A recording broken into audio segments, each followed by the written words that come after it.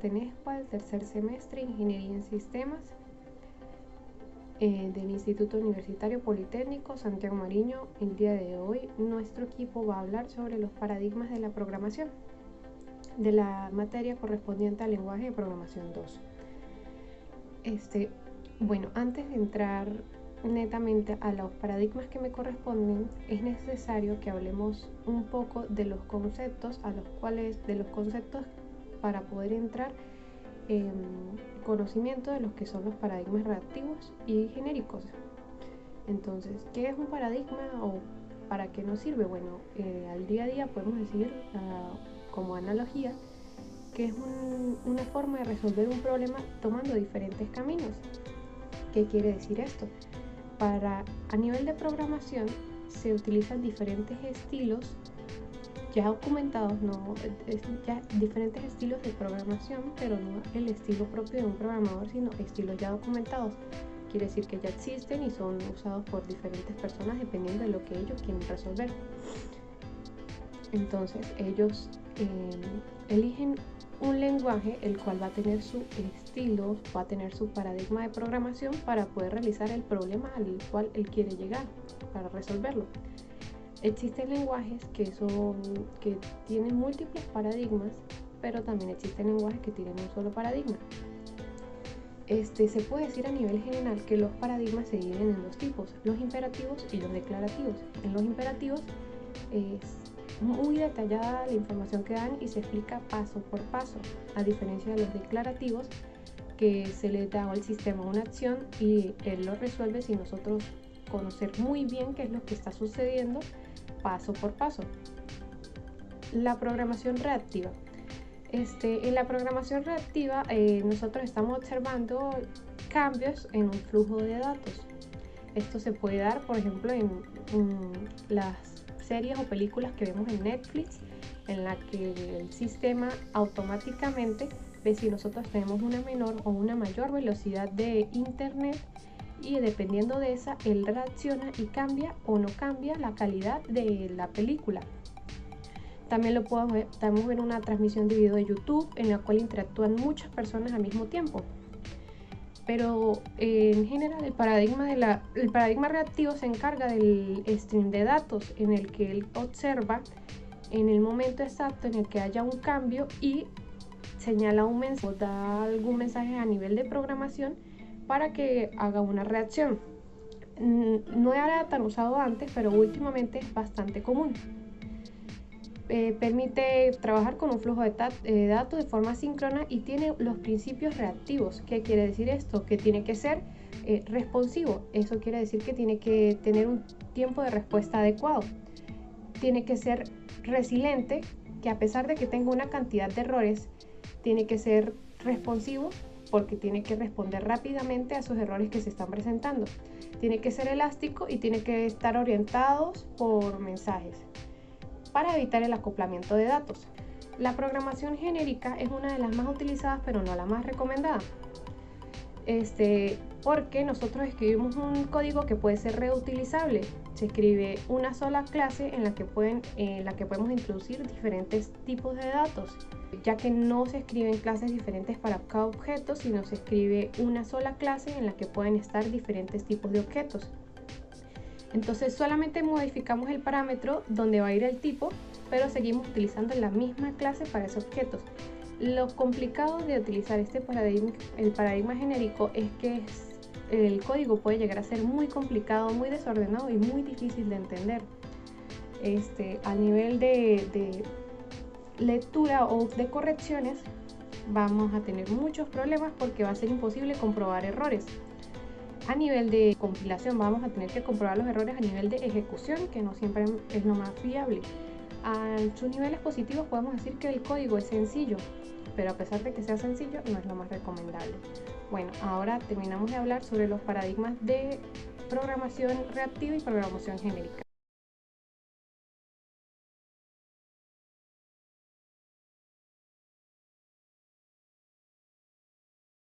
Muy buenos días, mi nombre es Kimberly Alexandra Velasco Ramírez, estudiante del cuarto semestre de Ingeniería en Sistemas. En este momento les hablaré un poco sobre lo que es la programación funcional. Entendemos por programación funcional un lenguaje de programación donde el programador especifica lo que quiere hacer en lugar de lidiar con el estado de los objetos. Es decir, las funciones se encuentran en un primer lugar y nos centraremos en las expresiones que se le asignará a cualquier variable. ¿Todo esto qué significa? Al escribir el código de forma declarativa, se busca que no juegue con los objetos y sea más legible.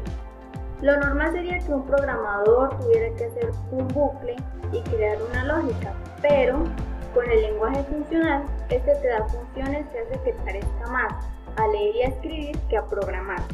El origen del modelo de programación funcional, pese a ser algo de relativa reciente aceptación, tiene su origen en el cálculo lambda.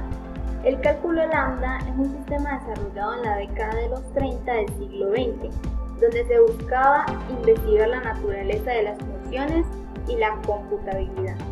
Entonces, aprendiendo a escribir con lambda, podemos hacer uso de la programación funcional. Pero, antes de continuar, debemos dejar claro que lambda no es la única forma de lenguaje funcional, pero sí la más extendida, y que, por ejemplo, JavaScript es la que hacemos. Otra forma de trabajar con la programación funcional son los strings. Los strings son básicamente una forma por la cual conseguimos una fuente de datos. Realizamos 0 o más operaciones intermedias y así obtenemos un resultado. Con los strings podemos conseguir de una manera más simple y optimizada cosas que tal vez de otra manera nos lleven más códigos e interacciones sobre los datos. Ahora bien, hablaremos sobre sus ventajas y desventajas. Como casi todos los lenguajes, este tiene sus ventajas y desventajas. En este momento les mencionaré algunas de sus ventajas. Primero, los programas no cuentan con estados. Segundo, es una forma de programar muy adecuada para la paralelización. Tercero, se trata de un código fácilmente testable y verificable, incluso con las funciones que no cuentan con estados. Cuarto, se trata de un código más corto, sencillo, legible y preciso. Y quinto, es fácilmente combinable con la programación orientada a objetos e interactiva. Muy bien, anteriormente les mencioné algunas de las ventajas que tiene este paradigma. Ahora veremos sus desventajas, de las cuales algunas son importantes a tener en cuenta al momento de adoptar el modelo de programación funcional. Primero, los datos no pueden modificarse, es decir, las variables. Segundo, no es recomendable usarlo para conexiones de base de datos o servidores. Además, que no cuenta con un acceso eficiente para grandes cantidades de datos. Tercero, no es la mejor opción para recursiones de su misma fila. Y cuarto, podemos tener problemas graves en la programación recurrente. En conclusión, el lenguaje de programación funcional se trata de una forma de trabajar muy útil en casos determinados, como por ejemplo, si estamos desarrollando algún proyecto donde trabajan varias personas o que heredará otro equipo, porque es una forma muy intuitiva y sencilla de programar. Espero les haya sido de gran ayuda. Muchísimas gracias.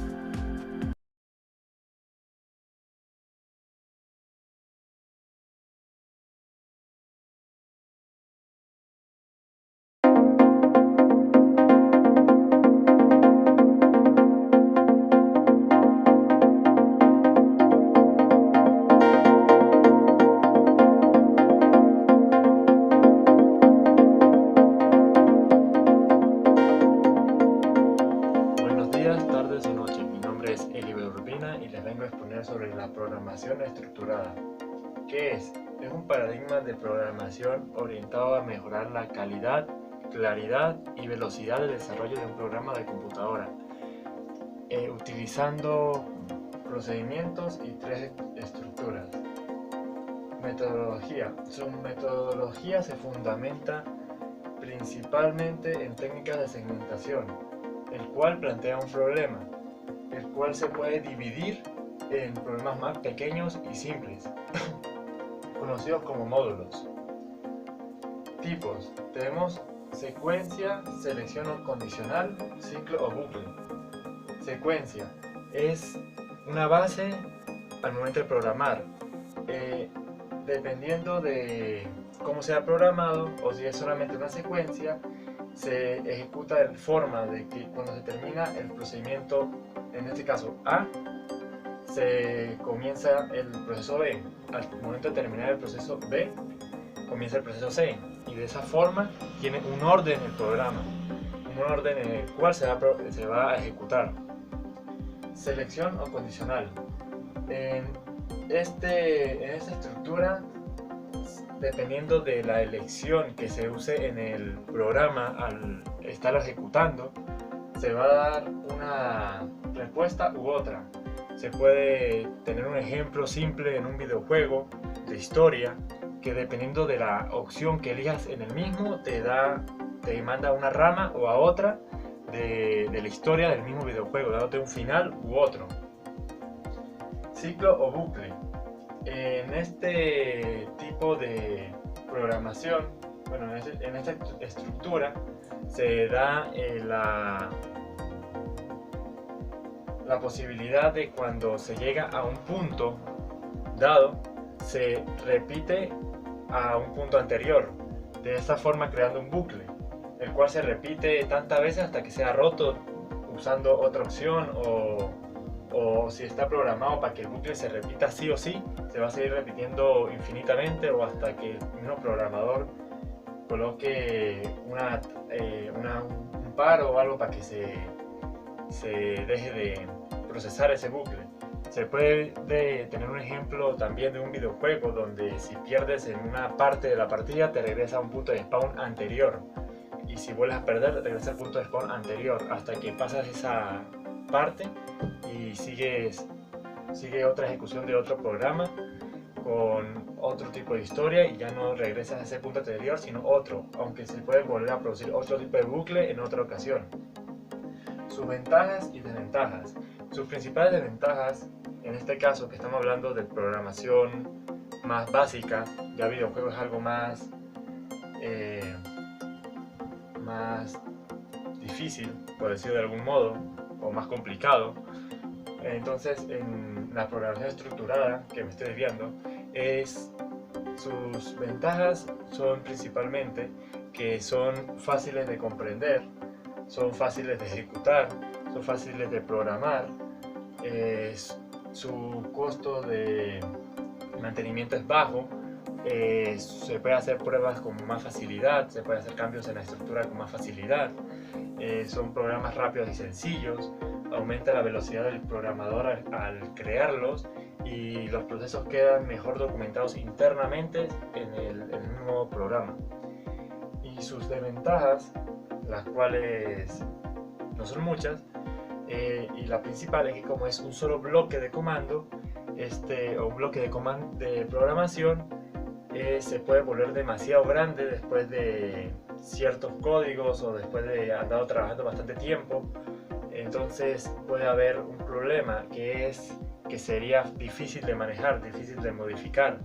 Entonces se tiene que usar en ese momento la programación modular, pero ese es otro tema que yo no voy a explicar. Gracias, esta fue mi exposición, y gracias por su atención. Espero se encuentren bien. Mi nombre es Carlos Alfredo. En esta ocasión vamos a hablar sobre lo que es uno de los más populares y famosos paradigmas de programación que existen en la actualidad, que es la programación orientada a objetos. Vamos a comenzar.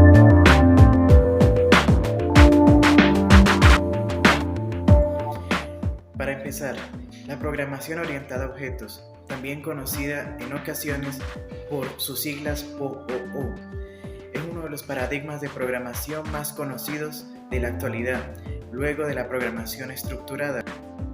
La programación orientada a objetos engloba una gran cantidad de conceptos en los que se incluyen las clases, atributos, métodos, polimorfismo, instanciamiento. La manera en la que trabaja la programación orientada a objetos es la siguiente. Cuando nosotros aprendimos programación estructurada y dimos nuestros primeros pasos en el mundo de la programación, teníamos que codificar todo nuestro programa de arriba hacia abajo, es decir, secuencialmente una instrucción después de la otra. Con la llegada de la programación orientada a objetos, todo cambió, puesto que ahora contamos con todo un sistema o toda una aplicación, la cual estaría compuesta por una serie de entidades separadas entre sí, llamadas objetos, que a su vez van a contar con una serie de conexiones entre sí, las cuales les permitirán intercambiar información. Y además, cada objeto cuenta con sus respectivos atributos y métodos. Los atributos corresponden a aquellos datos con los que cuenta cada objeto y los métodos corresponden sobre todo a acciones, corresponden a funcionalidades con las cuales hemos dotado a ese objeto para que pueda llevar a cabo diferentes tareas o actividades. Cuando hablamos de un objeto, hablamos de aquellas entidades las cuales van a poseer tanto atributos como métodos y de las cuales van a estar conformada nuestra aplicación o sistema. Por ejemplo, pongamos a una persona como un objeto. Una persona va a tener una serie de atributos y métodos propios. Un atributo puede ser su edad, su nombre y su estatura. Y cuando hablamos de un método, hablamos de aquellas cosas que puede hacer dicho objeto. Poner, por ejemplo, el método correr, el método caminar, el método escribir, entre muchas otras cosas. Adicionalmente, podemos decir que los objetos se crean a través de un proceso llamado instanciamiento. El instanciamiento es aquella actividad a través de la cual se crea un nuevo objeto en base a una plantilla predeterminada, la cual es conocida como clase, que es como un objeto ya predefinido y que hemos codificado antes, pero que vamos a seguir utilizando y que vamos a tomar como base para crear otra serie de objetos sucesivamente. Y así no tenemos que volver a escribir el mismo código para volver a crear un objeto similar. Cuando hablamos de polimorfismo y programación orientada a objetos, estamos hablando de aquella capacidad que tengan una serie de objetos para llevar a cabo una tarea específica y en común. Pongamos que tenemos 5 personas. A esas 5 personas se les da la instrucción de que en un momento determinado comiencen a bailar. Lo que va a pasar en ese momento es que cuando comiencen a bailar, todos y cada uno van a ejecutar esa instrucción, pero de distinta forma y a su manera. Todos y cada uno van a estar ejecutando esa instrucción de una manera específica. Y ahí está la esencia del polimorfismo. Una serie de objetos que van a ejecutar una determinada instrucción, pero de distinta forma. Otro concepto importante que es el concepto de herencia. Como el mismo nombre lo dice, la herencia permite crear nuevos objetos que contarán con nuevos atributos y métodos procedentes de objetos anteriores. ¿Qué quiere decir esto? Que a base de la herencia nosotros podemos crear nuevos objetos que ya cuenten con funcionalidades y atributos de objetos anteriores, pero añadiéndoles a su vez nuevos atributos y métodos. Existen muchos lenguajes que aceptan la programación orientada a objetos, dentro de los que podemos mencionar el lenguaje C++, C#, el lenguaje Java, que es uno de los lenguajes de programación orientada a objetos más populares que hay en la actualidad.